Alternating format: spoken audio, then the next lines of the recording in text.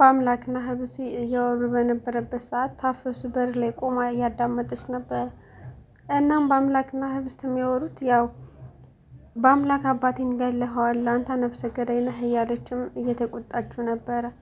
እሱም እንግዲህ እኔ አይደለሁም ካመንሽኝ እመኚኝ እኔ ያልገደልኩትም አባትሽን እያለ ለማሳመን እየሞከረ በነበረበት ሰዓት እሷም ደግሞ መራመድ እንደማትችል ነበረ ቤተሰቦቿ የሚያውቁት፣ አባቷም የእንጀራ እናቷም የሚያውቁት እና ግን ቆማ ነበረ። ልክ በሩን ከፍቶ ሊወጣ ሲል በአምላክ እሷ ቆማ ነበረ። ያወሩትን ሁሉ ስለሰማቻቸው እናንተ ምን አይነት ጉዶች ናችሁ? አንቺም ቆመሻል፣ አንተም ደግሞ አባቷን ገለኸዋል እያለች ታስፈራራቸው ነበር። ህብስትና በአምላክም በጣም ድንጋጤ ውስጥ ይገቡና በአምላክ ያለው አማራጭ የታፈሱን ይዞ ሄዶ ማሳመን ነበረ። ለምን እንዳትናገር ለእንጀራ እናቷ እንዳትናገር ሁሉን ነገር ሊያሳምን ነበር። በጣም ደንግጣ ስለነበረ ህብስት በአምላክ ብላ ስትጣራ በቃ አንቺም ተኚ ታፈሱ ግን ይፈልግሻለሁ ብሎ ኪችን ይዟት ይገባል ማለት ነው። ኪችንም ይዟት ገብቶ ይህን ነገር ሁሉ ለእንጀራ እናቷ እንዳትናገር እና ደግሞ ህብስትን የሚጎዳ ነገር አድርጊ ብሎ ሲያዙሽ አታድርጊ ማለት እኔና አንቺ አንድ መሆን አለብን በሚስጥርም ሆነ በምንም ይላታል ማለት ነው።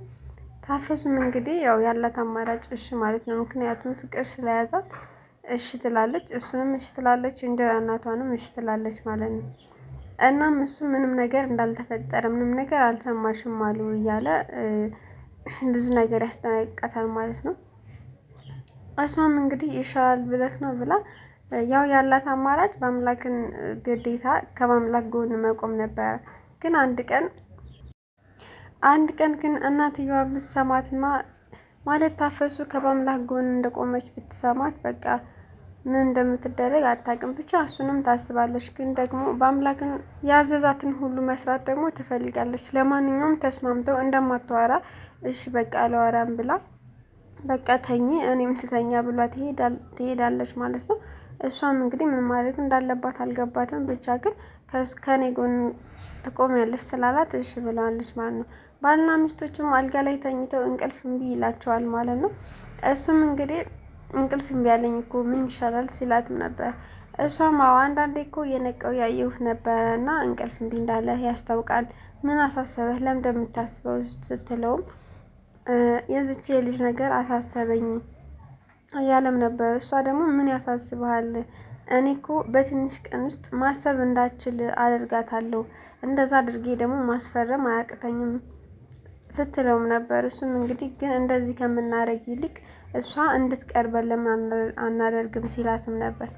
እሷም እንግዲህ ጭካኔ በተሞላው መንፈስ እሷን ሽምድምድ አድርጌ ማስቀመጥ አያቅተኝም፣ ትንሽ ቀን ብቻ ታገሰ ትለዋለች ማለት ነው። እሱም እንግዲህ እሷን ወሬ ሰምቶ እሺ ብቻ አንቺ እንዳልሽ እኔ ብቻ ሀሳብ ውስጥ ነኝ ይላታል ማለት ነው። እናም ግን ከሁሉ ሰድቀለል እንዲለይ ብሎ ተነስቶ ጥሏት ይሄዳል ማለት ነው። ጠዋትም ነቅቶ በአምላክ ህብስት ክላስ ገብቶ ሊያናግራት ይሞክራል ማለት ነው። ምክንያቱም ሌሊት ተመልሶ ስላልሄደ ይቅርታ ሊጠይቃት ወደ ክላሷን በገባበት ሰዓት እሷ እንግዲህ እንቅልፍ እንደወሰደው ሰው አይኗን ጨፉና ነበር። እሱም ወሬውን ይቀጥላል ማለት ነው። አለሽ ወይንስ ልውጣልሽ እያለም ወሬውን ይቀጥላል። ማታ ስላልመጣሁ ይቅር በይኝ ብሎ ፊቷንም ሊዳብሳ ሲል ግን ደግሞ ይፈራል በጣም ማለት ነው። እንቅልፍ ቢወስዳት ባይወስዳት እሱ ግን ማውራቱን አልቆምም። ትንሽ ልጅ ነሽ ግን ደግሞ ታስፈሪያለሽ፣ ብቻ ከአንቺ ጋር መግባባት አይቻልም፣ ከባድ ሰው ነሽ እያለን ብቻውን ሲያወራ ነበር። እሷም እንግዲህ ብድግ ብላ ነቅታ እንዴ አንተ አትፈራለህ እንዴ? ለዛውም እኔን አትፈራኝም ስትለውም ነበር። ለምንድን ነው ግን እኔ ስመጣ እንደተኛ ሰው የምታስመስዩ ሲላትም ነበር። እና እሷም አይኔን ካልከደንኩ አታወራም ስትል መልሳለታለች። በአምላክም ጮክ ጮክ እያለ ሲያናግራት አባትየው ይሰማል ማለት ነው። አባትየውን በሩን ከፍቶ ገብቶ ምን እየተካሄደ ነው እዚህ ቤት ለምንድን ነው የምጮህባት ሲለውም ነበር። በአምላክም ወይ እንኳን መጣህ እኔ ሁሉን ነገር የማድረግ ግዴታ እንደሌለብን እየነገርኳት ነበረ ሲለውም አባትየውም እንግዲህ ወደህ የማታደርግላት አንተ እኮ ማለት አጎቷ ነህ ሲልም መልሶለታል። እናም በዛ መሀል አባዬ ችግር የለውም በቃ ነገሩን እኔ እፈታዋለሁ ትለዋለች ማለት ነው። አባትየውም እንግዲህ በል የፈለገችውን ነገር አድርግላት፣ የፈለገችው ቦታ መውሰዳት ይለዋል ማለት ነው። እናም አባትየውም ወደ ስራው ይሄዳል። በአምላክም የት መሄድ እንደምትፈልግ ይጠይቃታል ማለት ነው። እሷም መሄድ እፈልጋለሁ አብነት ጋር ትለዋለች ማለት ነው። በይ በቃ ተዘጋጅተሽ ጠብቂኝ ወስድሻለሁ ይላታል።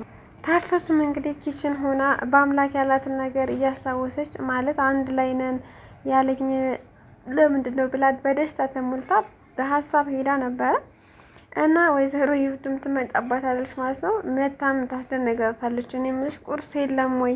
ቁርሱ በእግሩ ይምጣልን ወይ? ሳሎን ለምንድን ነው እስካሁን ማታቀርቢልን? ቁርስ ሳንበላ እኮ ምሳ ሰዓት ደረሰ ትላታለች ማለት ነው። እሷም ተደናግጣ ውይ እትዬ እሺ ይቅር በሉኝ አሁን አቀራርባለሁ ትላታለች ማለት ነው። ምን እየሆንሽ ነው ግን? ምን እያሰብሽ ነው? በይ ቶሎ ብለሽ ቁርስሽን አቅርቢ ትላታለች። እሷም እንግዲህ እሺ ብላ ወደ ስራዋ ትገባለች ማለት ነው። እና በአምላክም ህብስትን አብነት ጋር ወስዷታል ማለት ነው። አብነት ጋር ወስዷት እሱ ተመልሶ ወደ ቤት ሄዷል ማለት ነው። ከአብነት ጋር አንዳንድ ነገሮችን የተጫወቱ ነበር እና ለአብነት ጓደኛዋ ስለሆነ ከበአምላክ ፍቅር እንደያዛት ብቻ እንደወደደችው እየነገረችው ነበር። አብነትም ብቻ በአምላክን ወደድኩት እንዳትኝ እያለ ተደጋጋሚ ጠይቃት ነበር። እሷም በስተመጨረሻ አዎ ብቻ ደስ ይለኛል፣ አያስጠላኝም፣ በዛ ላይ ደግሞ ጥሩ ሰው ይመስለኛል ከእንጀራ አባትና እናቷ እሱ እንደሚሻል ትነግረዋለች ማለት ነው። አብነትም አዎ በአምላክ ማለት በጣም ጥሩ ሰው እንደሆነ ይነግራታል ማለት ነው። እና የትምህርት ቤት ዩኒፎርም ከምትለብስ የእሱን ልብስ የአብነትን ልብስ ገብታ ቀያይራ ነበር። በዛን ሰዓት በአምላክ ይመጣል ማለት ነው። በአምላክ መጥቶ ልክ በር ከፍቶ ከገባ በኋላ እሷን ያያታል ማለት ነው። የለበሰችውን ልብስ አይቷትም እንግዲህ ያው ደስ አላለውም በለበሰችው ልብስ። ምክንያቱም የአብነትን ልብስ ስለለበሰ ያው ቅናት ነገር ነው መሰለኝ ብቻ ደስ አላለውም። የማን ልብስ ነው የለበሽው ምናምን ብሎ ይጠይቃታል ማለት ነው። ማለት በቃ እሺ ልቀይር ብላ እሷ ብድግ ብላ ወደ መኝታ ክላሱ ሄዳ ቶሎ ብላ ዩኒፎርሟን ቀይራ ትመጣለች ማለት ነው። በዛን ሰዓት ጭራሽ መኝታ ቤቱንም አውቀሽልኛል ይላታል። ይህ ማለት በግልጽ ይታያል ቀንቶ ለምን የእሱን ልብስ ትለብሳለች ብሎ ቀንቶ ነው ማለት ነው። እና እሷም እንግዲህ ምንም አላለችም። ቁጭ ስትል ደግሞ ትቀመጫለሽ ወይ እንሂድ አትይም እያለም በደንብ ሲያያት ነበረ። እሷም እንግዲህ ብድግ ብላ አብነትን አመሰግናለሁ ብላ ወደ ቤት ተያይዘው ይሄዳሉ ማለት ነው። ወደ ቤትም ከሄዱ በኋላ ታፈሱ ስራዋን ጨራርሳ ሳሎን ላይ ቆማ ነበረ እና ያገኛታል። እናም ደግሞ እሷ በቃ አይን ታያለች። ምክንያቱም አሁን ከዚህ በኋላ አብረን እኔና አንቺ ስላላት ያ ነገር ስላስደሰታት ምንድን ነው ብላ ማለት ነው። እሱም እንግዲህ ምን ሆነሽ ነው የተገደርሽው እያላት ነበረ። እሷም እንግዲህ ምንም ጌታዬ ምናምን ከዚህ በኋላ ጌታዬ ወይንም ደግሞ የሆነ የምጠራው ስማ ለእሱ እንዳጠሪኝ ሲላትም ነበረ። እሱንም እንግዲህ ደጋግማ ስጠራው ነበረ። እሱንም እንደዛ ያለች በምጠራው ሰዓት ህብስት ትቀናለች። እንደዛም ለምንድን ነው የምጠራህ እንደዚህ አንተ ዝም እያልካት ነው ምናምን እያለች እሷም ስትለው ነበረ ማለት ነው። እሱም እንግዲህ እኔ ተናግሬ ያለው እንደዚህ አትጣሪ ብዬ እኔ ምን ላድርጋት ሲልም ነበር። እና እሷም እንግዲህ ሳሎን ላይ ስራ ጨርሼ ነው የቆምኩት ብላ ትቷት ወደ መኝታ ክላሱ ይገባል ማለት ነው። ወደ እናት እህቱና የእህቱ ባለቤት ክላስ ይገባል ማለት ነው። እና አንዳንድ ዶክሜንቶችን ያገኛል። እነሱንም ዶክሜንቶች ማለት ሰዎቹን በቃ በዛ ዶክሜንት እንደሚያጠምዳቸው ወይንም ደግሞ መጨረሻቸው እንደማያምር ለራሱ እየነገረ ዶክሜንቶቹን ፎቶ ማንሳት ይጀምራል ማለት ነው። ከአብነት ቤት በሚመጡበት ሰዓት እግሯን እንግዲህ የእውነትም እያመማት እንደሆነ እንትን ትላለች፣ መቆም ያቅታታል ምናምን እና ከአብነት ቤት ሲወጡ እራሱ እግሬ አልሄድ አለኝ ስትል አትቀልጅ እባክሽ ብሎ ጎትቶ ነው ይዟት የወጣው እና ወደ ቤት በሚገቡ ሰዓት እግሯም እምቢ ይላል ማለት ነው። እሱም እንግዲህ ያለው አማራጭ አቅፎ ማስገባት ነበር እና እንደዛ አቅፎ ሲያስገባት ግን ታፈሱ አይታ ስለነበረ ተከትላቸው ወደ መኝታ ክላሳቸው ከገባች በኋላ እንዴት ታደክሚዋለሽ እሱ ለራሱ ስንት ነገር አለበት እያለች ህብስት ላይ ታፈጥባት ነበር። እሷም እንግዲህ አንቺ ሴትዮ ያምሻለሁ ምን አገባሽ እያለቻትም ነበር እና የእውነት እያመማት እንደሆነ ሲያስብ ግን ትንሽ በአምላክ ሀሳብ ይዞት ነበረ። ምክንያቱም ለምን ያማታል ወይንም የእውነት ነው እያለ ሀሳብ ውስጥ ገብቶ ነበረ። እሷም እንግዲህ የእውነት አንዳንዴ ድንዝዝ እንደሚያማት ትነግረዋለች ማለት ነው። እሱም ተመልሶ ወደ አብነት ቤት ይሄድና ምን ሆነክ ነው ቅድም እንደዛ አይነት አክት ያሳየኸው ለየልህ በቃ እያለውም ነበረ ጓደኛው። እንግዲህ እሱም በጣም ይቅርታ የዛን ሰዓት ስሜታዊ ሆኜ ነበር የማይናገር ነገር ስናገር የነበረው እና ይቅርታ አድርግልኝ ይለዋል ማለት ነው። ምግብ ይዛላትም ወደ ህብስት ክላስ ትገባና በይንኪ ቢ እንዲ አሁንማ ስራሽ ሁሉ ቁጭ ብሎ መቀለብ ሆነ አይደለ እያለችው ሙድ እያዘችባት ነበር። እሷም እንግዲህ በቃ ምግቡን አመጣሽ አይደለ አስቀምጠሽ ይይ ስትላትም ነበር። ታፈሱም እንግዲህ ያው እንግዲህ የራስሽ ጉዳይ ብላ ምግቡን አስቀምጣላት ትወጣለች ማለት ነው። በመጨረሻም እንግዲህ ለምን ክላሴ አልመጣም እስካሁን ድረስ ለምን ቆየ ብላ ህብስት ወደ አብነት ጋር እየሄደች በነበረበት ሰዓት ድንገት እንግዲህ ትገባና ለምን እስካሁን አልመጣም ትለዋለች ማለት ነው። እሱም እንግዲህ አምሽቼ ስለገባው ነው ይላታል። እናም ቆማ እያዋራችሁ በነበረበት ሰዓት ራሷን ስታ ትወርቃለች ማለት ነው። ራሷን ስታ ሳይሆን እግሯ እንግዲህ ከርቷት ነው ማለት ነው።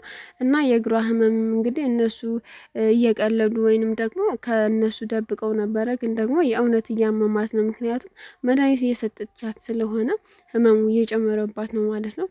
እናም እያወሩ በነበረበት ሰዓት ትወርቃለች። እሱም እንግዲህ ደንግጦ ህብስትን ለማንሳት ምናምን ይሞክራል ማለት ነው። ቀጣይ ምን ይሆናል? ህብስት ህክምና ትጀምራለች ወይንስ የሚለውን በቀጣይ ክላስ ክፍል የምናየው ይሆናል። ውድና የተከበራችሁ ቤተሰቦች በያላችሁበት ሰላማችሁ ብዙ ይበልልኝ። ላይክ፣ ሸር፣ ሰብስክራይብ እያደረጋችሁ አበረታቱኝ። ኮሜንት አስተያየታችሁን ጻፉልኝ እላለሁኝ። ቀጣይ እስክንገናኝ መልካም ጊዜ